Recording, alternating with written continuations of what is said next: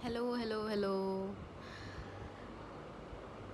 चलिए, आज हम इधर उधर की बात करने के अलावा जो है, सबसे पहले आज हम अपने टॉपिक पर ही आते हैं, जो हमारी एंशंट हिस्ट्री है उसका सबसे इम्पॉर्टेंट पार्ट, जो कि इंडस वैली सिविलाइजेशन है, जिसको हम हिंदी में बोलते हैं सिंधु घाटी सभ्यता। इसके बारे में मैंने कुछ इम्पॉर्टेंट नोट्स बनाए हैं, जो कि मुझे लग रहा था कि मुझे आपके साथ जो है शेयर करने चाहिए। तो मैंने सोचा कि चलो इस पे आज वीडियो बनाते हैं। चलिए तो स्टार्ट करते हैं। जैसे कि पहले इसमें एक पॉइंट दे रखा है कि इसके अवशेष हड़प्पा नामक स्थल से प्राप्त हुए। ठीक है, कार्बन डेटिंग पद्धति से हड़प्पा सभ्यता की तिथि 2500 BC मीन्स बिफोर क्राइस्ट से लेकर के 1750, सॉरी यहाँ पे मिस्टेक हुआ है, इसमें ये ज़ीरो कट रहेगा, BC मानी गई है। हड़प्पा सभ्यता को भारतीय उपमहाद्वीप की प्रथम नगरीय क्रांति कहा जाता है।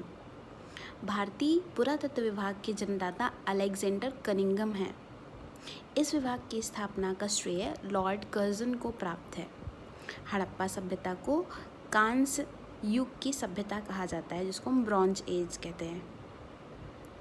हड़प्पा सभ्यता की सीमाएं, तो इसमें जैसे कि हम लोग जानते हैं कि 4 दिशाएं होती हैं, जिसमें कि पूर्व, पश्चिम, उत्तर, दक्षिण। तो उस सभ्यता में कौन कौन सी सीमाएं थीं और कौन कौन सी जगह थी जहाँ से ये हड़प्पा सभ्यता फैली हुई थी।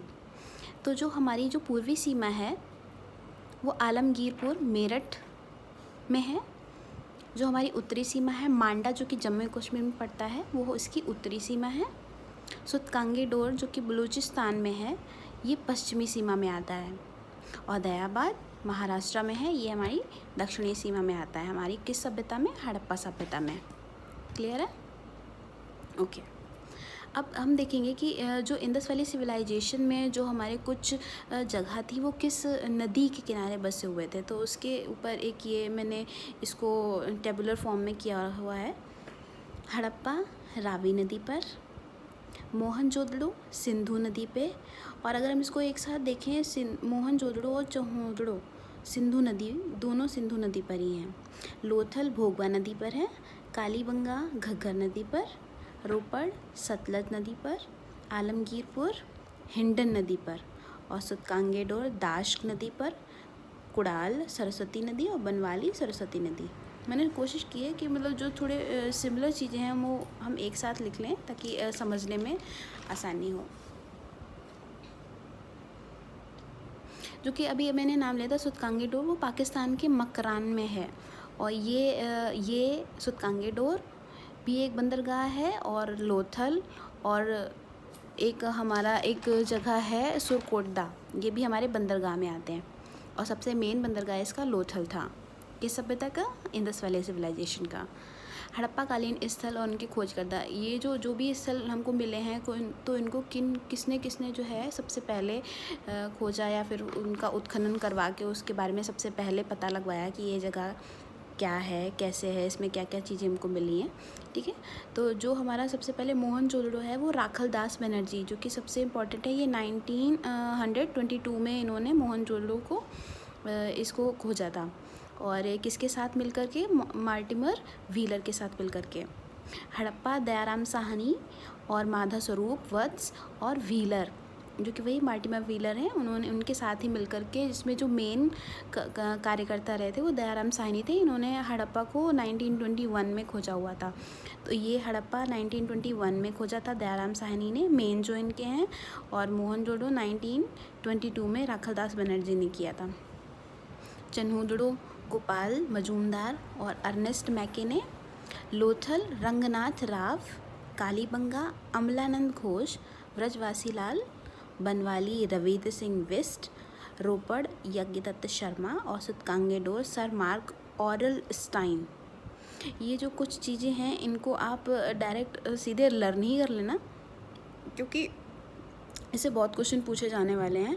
और इसमें जो मेन चीज़ है मोहनजोदड़ो, हड़प्पा, लोथल और कालीबंगा, ये ज़्यादातर पूछे जाते हैं। इंडस वैली सिविलाइजेशन में जो हमारे जो सिटी बनी हुई थी वो किस तरीके से बनी हुई थी, तो वो हमारे ग्रिड सिस्टम पे बेस थी और उसमें जो भी गलियां बनी हुई थी वो रेक्टेंगुलर और स्क्वायरल फॉर्म में थी, जो कि एक दूसरे को 90 डिग्री पे काटती थी। तो ये ऐसा उनका सिस्टम था सिटी का। वहाँ की जो वास्तुकला थी, वास्तुकला में सबसे पहले जो भारत की जो वास्तुकला है वो सबसे पहले सिंधु वासियों ने स्टार्ट की थी। सिंधु सभ्यता एक नगरीय सभ्यता थी, तो सबसे पहले यही कहा जाता है कि वैदिक सभ्यता के पहले ये हमारी सभ्यता रही है। तो वो वैदिक सभ्यता हमारी पूरी ग्रामीण सभ्यता थी, लेकिन ये जो इंडस वैली सिविलाइजेशन है वो पूरी नगरीय सभ्यता थी। ठीक है, उसमें जो भवन बने होते थे इंडस वैली सिविलाइजेशन में, तो ये 2 मंजिले के बने होते थे और जो दरवाजे थे वो सड़क की ओर खुलते थे। मोहनजोदड़ो की सबसे बड़ी इमारत अन्नागार और इसके बाद जो स्नानागार, जो इसका मेन फीचर है मोहनजोदड़ो का जो सबसे स्पेशल फीचर है कि उसके जो स्नानागार होते थे वो बहुत ही बड़े और अन्नागार भी इनके बहुत बड़े होते थे। मोहनजोदड़ो ये जो इसमें जो इंडस वैली सिविलाइजेशन में मोहनजोदड़ो में फर्श कच्चा होता था, लेकिन एक कालीबंगा स्थान जो था, कालीबंगा को जिनको जो है अमलानंद घोष ने खोजा था, तो वहाँ में जो भी घर दिखाई दिए हैं हमको वो पक्के फर्श उसमें मिले हैं, उसके साक्ष्य मिले हैं। कृषि, विश्व में कपास का उत्पादन सर्वप्रथम सिंधुवासियों ने करवाया था। सिंधुवासी क्या क्या करते थे, क्या क्या खाते थे, मेन उनका क्या था, चावल, बाजरा और रागी सरसों। जो चावल था उसके साक्ष्य हमको कहाँ से मिले थे, लोथल से। बाजरा के साक्ष्य हमको लोथल और सौराष्ट्र से मिले थे और रागी सरसों के साक्ष्य हमको कालीबंगा से मिले थे। तो इन चीज़ों को वो उत्पादन करते थे। सिंधुवासी हल से परिचित थे और इसका साक्ष्य हमको बनावली से मिला है। कालीबंगा में जुते हुए खेत के साक्ष्य भी मिले थे। किस जगह पे, कालीबंगा में। गन्ना का कोई साक्ष्य नहीं मिला है। वहाँ पे पशुपालन कैसा होता था, जो पशुपालन जो हमारे जो सिंधुवासी थे वो हाथी और घोड़ों से परिचित थे, लेकिन उन्हें शेर का कोई भी मतलब ज्ञान नहीं था उनको, मतलब इस ज्ञान क्या हम इस बेस बता सकते थे, उसका कोई साक्ष्य नहीं मिला था। सिंधुवासियों को गैंडा, बंदर, भालू, खरहा ये सब जंगली जानवरों का ज्ञान था, लेकिन ये जो हाथी और घोड़े थे इनको ये लोग पालतू, जैसे हम लोग आजकल मतलब इनको सिखा पढ़ा सकते हैं, इनसे चाहे जो कुछ भी करवा सकते हैं, इनको ट्रेन कर सकते हैं, लेकिन इनको ट्रेनिंग देना उन लोगों को नहीं आता था, कि इनको सिंधुवासियों को। घोड़े का साक्ष्य जो है सुरकोटदा से प्राप्त हुआ था, उनके अस्थि पंजर प्राप्त हुए थे। वहाँ पे जो भी सिंधु सभ्यता के लोग थे वो क्या पहना करते थे, वो शॉल और धोती उनके मेन मतलब वस्त्र थे, जो उस पर वो लोग डेली रूटीन में उसको फॉलो करते थे। पशुपालन, तो ये हो गया है। व्यापार और वाणिज्य। व्यापार और वाणिज्य में उन्होंने जो मुद्रा का प्रचलन आजकल के ज़माने में हम लोग देखते हैं, तो वो मुद्रा का उस तरीके का उनका मुद्रा का प्रचलन नहीं था। उसमें क्या करते थे, जो भी उन लोगों को ख़रीदना या बेचना होता था तो वस्तु विनिमय, मतलब एक जिसको बोलते हैं बार्टर सिस्टम, की एक वस्तु दे करके दूसरी वस्तु लेना, या फिर दूसरी वस्तु एक कोई, जैसे चावल के बदले अगर उन्होंने गेहूँ ले लिया है तो इस तरीके से करते थे। सिंधु सभ्यता के लोग अन्य सभ्यता के लोगों के साथ व्यापार करते थे, जिसमें ये चीज़ें वो लोग आयात करते थे। टिन अफ़गानिस्तान और ईरान से मंगवा लेते थे। तांबा खेतड़ी राजस्थान जो में पड़ता है। चांदी अफ़गानिस्तान और ईरान। सोना अफ़गानिस्तान और दक्षिण भारत। सीसा ईरान, अफ़गानिस्तान और राजस्थान। और लाजवर्द ये मेसोपोटामिया और अफ़गानिस्तान। तो ये इनके कुछ चीज़ें थी जो ये लोग आयात करते थे। इनमें मंदिर, अगर धर्म के बारे में बात करें तो मंदिर के कोई भी अवशेष प्राप्त नहीं हुए हैं, बस एक मोहर मोहनजोदड़ो से मिली है जिसमें स्वास्तिक प्राप्त हुआ है।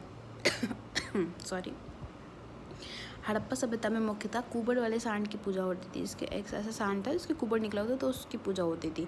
और वृक्ष पूजा के साथ मिले इसमें, जिसमें मेनली जो है ये लोग पीपल और बुबुल के वृक्ष की पूजा करते थे। इसमें जो ये सभ्यता थी इसमें प्रेतवाद, भक्ति और पुनर्जन्मवाद के भी साक्ष्य मिले हैं।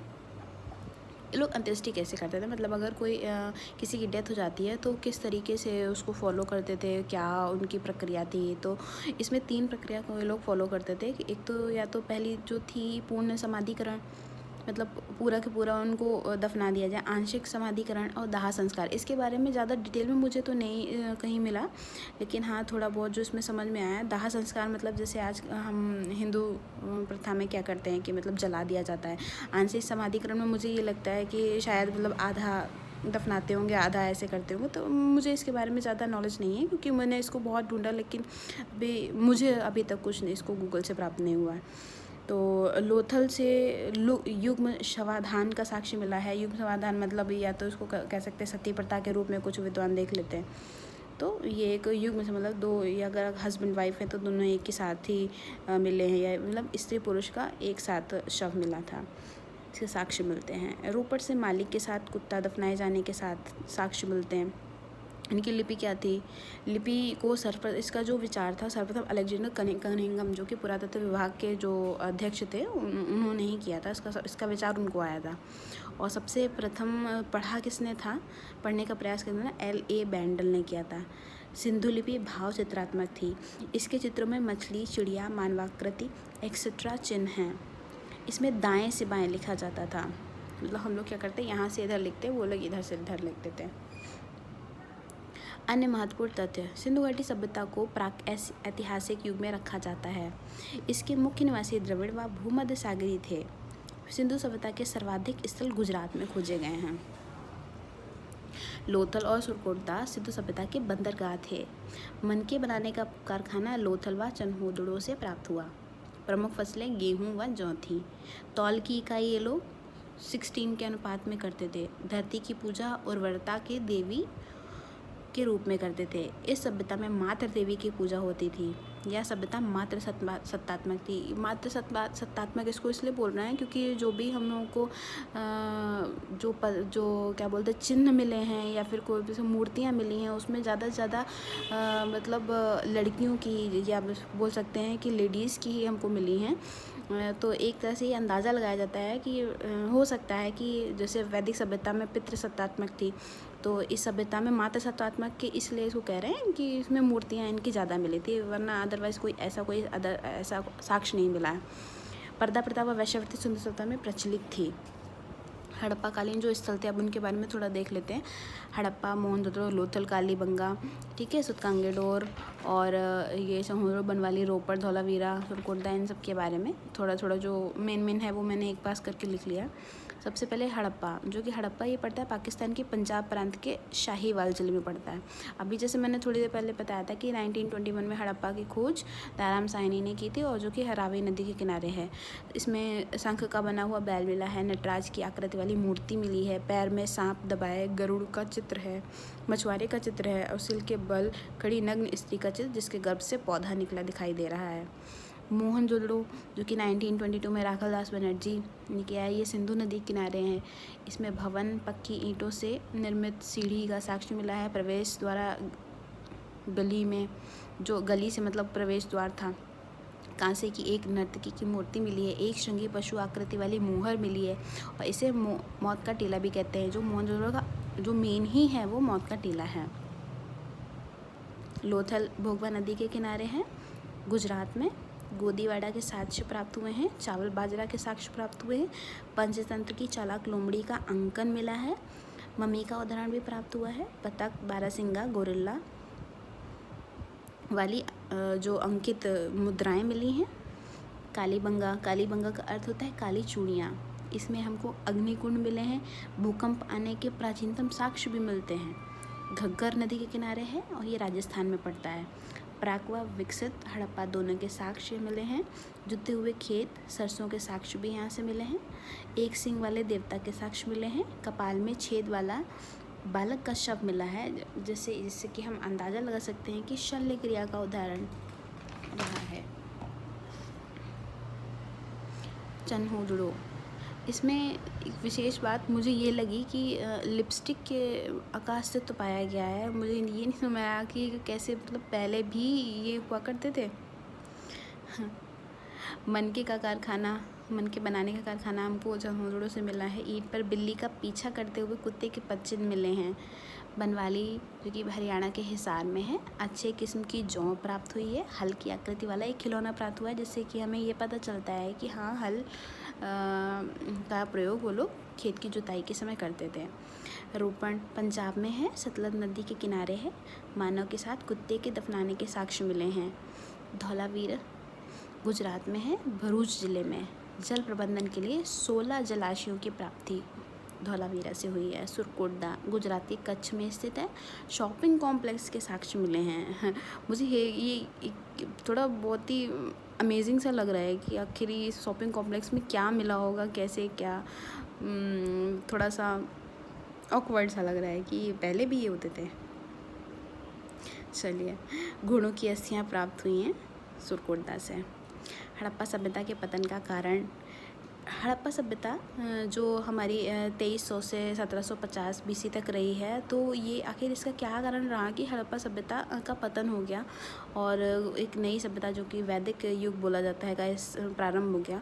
लेकिन कहा जाता है जो पारिस्थितिक असंतुलन रहा, जल प्लावन की स्थिति बनी, शुष्कता रही, जो कि घग्गर नदी वहाँ पे जो एक पड़ती थी वो सूख गई। बाह्य आक्रमण माना जा सकता है, नदी मार्ग में परिवर्तन माना जा सकता है, प्रशासनिक शिथिलता, बाढ़ आना, जलवायु में परिवर्तन। लेकिन जो मैंने अभी रिसर्च किया है गूगल पे, तो मैंने ये पाया है कि जलवायु में परिवर्तन सबसे बड़ा एक कारण था। हड़प्पा सभ्यता का जो मतलब पूरी ख़त्म हो गई हड़प्पा सभ्यता, सबसे बड़ा कारण ये था जलवायु में परिवर्तन। जलवायु में परिवर्तन के कारण मतलब ये बोल सकते हैं कि हाँ, सूखा पड़ जाता था, या फिर जब कभी बारिश होनी होती थी तो होती ही नहीं थी और पूरा सूखा पड़ जाता, जिस वजह से ये जो हड़प्पा सभ्यता के लोगों को तो एक जगह से दूसरी जगह तक पलायन करना पड़ा था। फिर धीमे धीमे यही एक मेन रीज़न मुझे दिखा कि एक जलवायु में परिवर्तन रहा, जिसकी वजह से ये इसका पतन हो गया। बाढ़ आना भी एक दो जगह मैंने सुना है कि बाढ़ आई, इसकी वजह से पूरा सिविलाइजेशन ही ख़त्म हुआ। लेकिन एक बाढ़ आना पूरा सिविलाइजेशन का ख़त्म होना, ये थोड़ा वो लग रहा है, एक बार का काम नहीं है।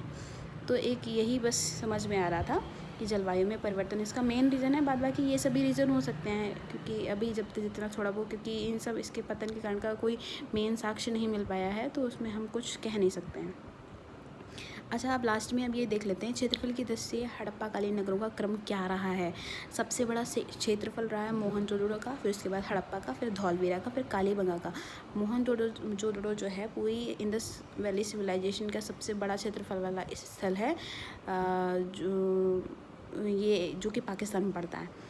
और लेकिन जो धौलवीरा है, ये धौलवीरा हमारा इंडिया में पड़ता है। अगर हम इंडिया के इंडस वैली सिविलाइजेशन के स्थलों के क्षेत्रफल की बात करें तो धौलवीरा सबसे बड़ा है। लेकिन हम पूरा अगर ओवरऑल देखते हैं तो मोहनजोदड़ो का क्षेत्रफल सबसे बड़ा रहेगा। ठीक है, तो ये मेरा आज का वीडियो जो था इंडस वैली सिविलाइजेशन पे, कुछ मैंने छोटे छोटे शॉर्ट नोट्स बनाए थे, वो मैंने आपके साथ साझा किए हैं। आई होप कि आपको वीडियो पूरा क्लियर दिख रहा होगा कि अगर आपको इस बारे में नोट्स बनाना है तो आप अपने आप से बना सकते हैं या फिर इसी को देखकर बना सकते हैं।